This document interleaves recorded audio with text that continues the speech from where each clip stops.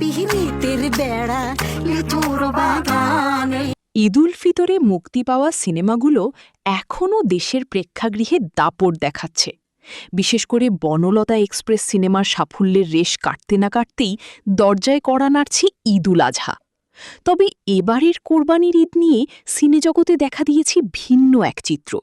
যেখানে প্রতি ঈদে গড়ে হাফ ডজন সিনেমা মুক্তি পায়, সেখানে এবার এখন পর্যন্ত মাত্র 2টি সিনেমার সরব উপস্থিতি দেখা যাচ্ছে। চলচ্চিত্র সংশ্লিষ্টদের মনে এখন বড় প্রশ্ন, তবে কি মাত্র 2 সিনেমাতেই চলবে এবারের ঈদ? আসন্ন ঈদ উল আজহায় প্রেক্ষাগৃহের প্রাণ হতে যাচ্ছে শাকিব খান অভিনীত রকস্টার। আজমান রুশো পরিচালিত এই সিনেমায় শাকিবের বিপরীতে আছেন সাবিলা নূর।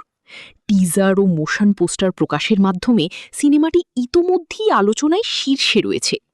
অন্যদিকে হাওয়া খ্যাত নির্মাতা মেজবাউর রহমান সুমনের রইদ সিনেমাটি নিয়েও দর্শকদের মাঝে প্রবল আগ্রহ তৈরি হয়েছে। নাজিফা তুষি অভিনীত এই সিনেমাটি আন্তর্জাতিক পরিমণ্ডলে প্রশংসিত হওয়ার পর এবার ঈদে দেশের দর্শকদের সামনে আসার প্রস্তুতি নিচ্ছে। একই অবস্থা দীর্ঘ প্রতীক্ষিত মাসুদ রানা সিনেমারও।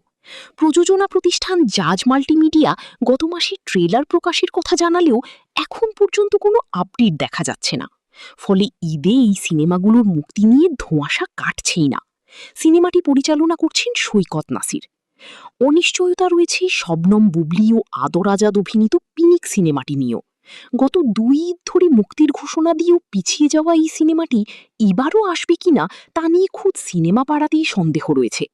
বিশেষ করে নায়িকা বুবলি বর্তমানে আড়ালে থাকায় প্রচারণায় দেখা যাচ্ছে বড় ঘাটতি। সিনেমাটির পরিচালক জাহিদ জুয়েল।